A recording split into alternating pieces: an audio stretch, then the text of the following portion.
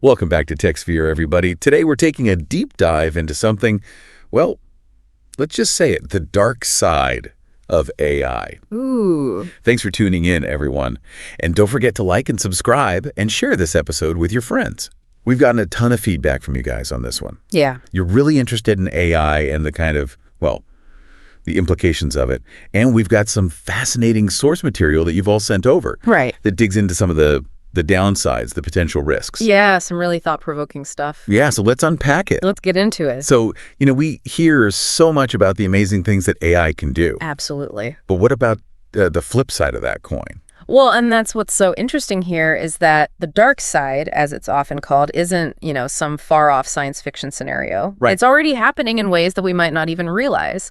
One of your sources, a report from the Brookings Institute, predicts that something like 36 million jobs could be automated in the U.S. alone within the next decade. 36 million, that's a huge number. It is. I mean, that really drives home the point that this isn't just about, robots replacing people on factory floors anymore. Right? Exactly.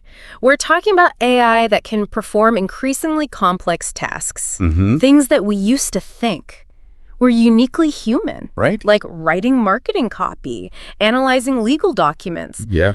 One of the sources you sent even mentioned an AI program that composed a piece of music that fooled classical music experts into thinking that it was written by Bach. That's both impressive and a little scary at the same time. It is. It's a little unnerving. It makes you wonder what happens to, well, everybody. Musicians, writers, lawyers. Yeah. When AI can do parts of their jobs faster and cheaper. Right, and that's a huge question, right? It is. I mean, what happens to those folks? Yeah. It raises some tough questions about things like economic disruption, the need for retraining, potentially even things like universal basic income. I mean, that's a huge conversation. It is. But even beyond jobs, there's the issue of bias, right? Oh, absolutely. One of the articles that you sent talked about how AI can perpetuate and even amplify existing biases in society. Right, because AI systems, they learn from the data that they're trained on. Of course. And if that data reflects existing biases,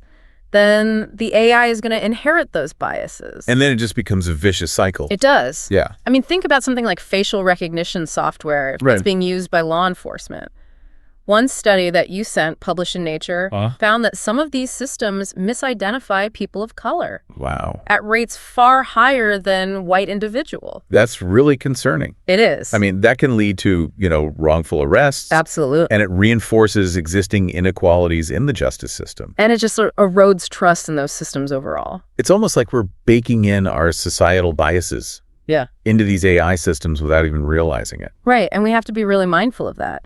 And then you layer on top of that, if AI is being used for surveillance, like some of your sources suggested, I mean, the potential for misuse is just enormous. It is, and that brings up a whole other set of concerns. Yeah.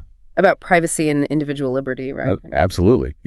We talk about Big Brother, but this takes it to a whole new level. Right, we've got the panopticon effect, the feeling of being constantly watched, And that can have a chilling effect on things like free speech and dissent. Yeah, it really can. I mean, imagine a future where AI is monitoring not just our physical movements, but, our online activity. It's already doing that. Yeah, to a certain extent, right. Yeah. But I'm talking about, taking it even further, our conversations, our emotional states even. It feels like we're walking a tightrope between the potential benefits of AI and the very real risks. We are. It's a delicate balance. And speaking of risks, one article you shared really got me thinking about autonomous weapon systems. Yeah, the killer robots. Yeah. This is perhaps the most ethically charged aspect of AI development. I think you're right. The prospect of machines making life or death decisions on the battlefield without human intervention is deeply troubling to a lot of people. Oh, yeah.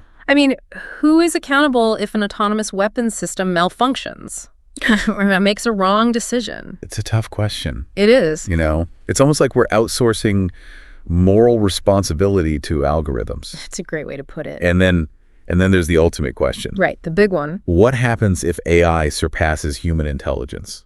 The singularity. Yeah. The idea of superintelligence. It's kind of a mind-blowing concept, isn't it? It is. And, it can feel like science fiction. It does. But there are researchers like the ones at the Future of Humanity Institute at Oxford. Right, I've read some of their work. who are seriously studying these potential risks and considering how to ensure that if a superintelligent AI were to emerge, that it would be aligned with human values. Yeah, because what if it's not? Exactly, that's the concern.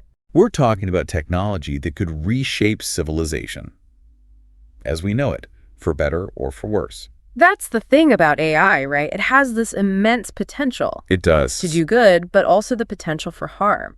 Well, this deep dive has definitely given me a lot to think about. Me too.